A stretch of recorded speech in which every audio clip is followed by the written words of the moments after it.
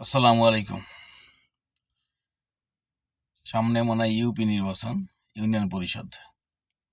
মোটামুটি ফেসবুকে একটা আনাগোনা দেখা যাইতেছে। নির্বাচনের একটা আমেজ মানুষের মধ্যে দীর্ঘ বছর পর তো মানুষের ভিতরে একটা আমেজ কাজ করা শুরু করছে।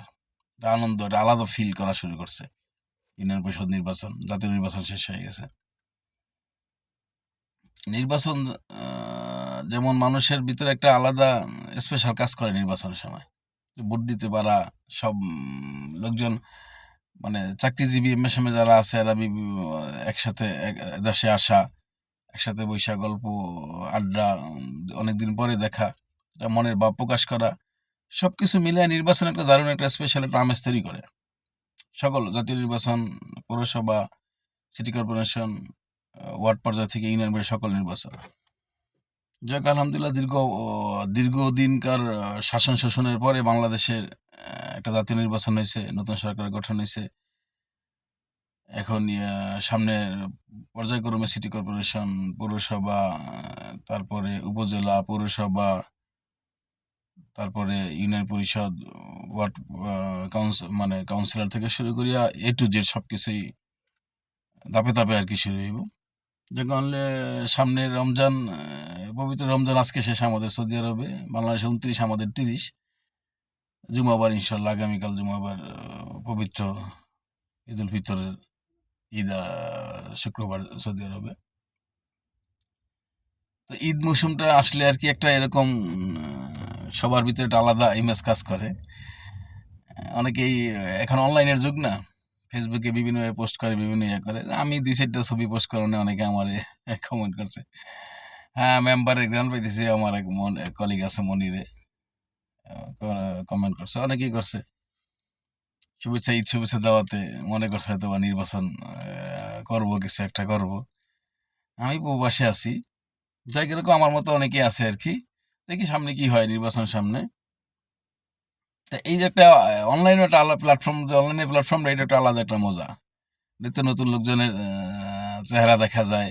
হোক সে করবে নির্বাচন বা করবে না এটা বড় কথা না, কিন্তু অনলাইনে দেখা যাইতেছে ফেসবুকে একেবারে সয়লাভ, ঈদ শুভেচ্ছা, ওই শুভেচ্ছা, এরকম নেতা ওরকম নেতা। যাই হোক আলহামদুলিল্লাহ ভালো সর্বোপরি। তবে এই যে ইউনিয়ন পরিষদ, যে ইউনিয়ন পরিষদ পৌরসভা, যাই হোক আমি আমার ইউনিয়ন পরিষদটা নিয়েই কথা বলি।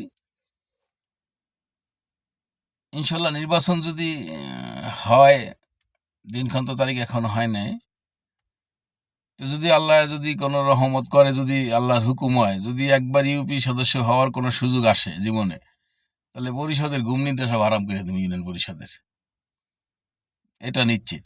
বিগত দিনে কি হয়েছে না যে পরিষদের, আমরা যে পরিষদে কর দিই, আমি যে বা একটা পরিষদ, ইউনিয়ন পরিষদের একজন নাগরিক যে এরিয়ায় আমি আছি, সেখানে আমি যেই কর দেই বা আমি ট্যাক্স দিই, যেটা দিই আর কি, সে আমার ট্যাক্স কোথায় যায়, কিভাবে ব্যবহার, এবং এটা আমি কতটুক পরিমাণ সঠিক, আমি ট্যাক্সটা আমার কাছ থেকে যে নিতেছে সরকারিভাবে, যে আমার 1500 বা গড়পতি যে নিতে আছে, এই টাকাটা আসলেই যে রিসিপ্টটা দেওয়া হয়, এটা কি সরকারি কোনো রিসিপ্ট না পার্সোনাল কোনো রিসিপ্ট বানানো হয়েছে দুর্নীতির জন্য?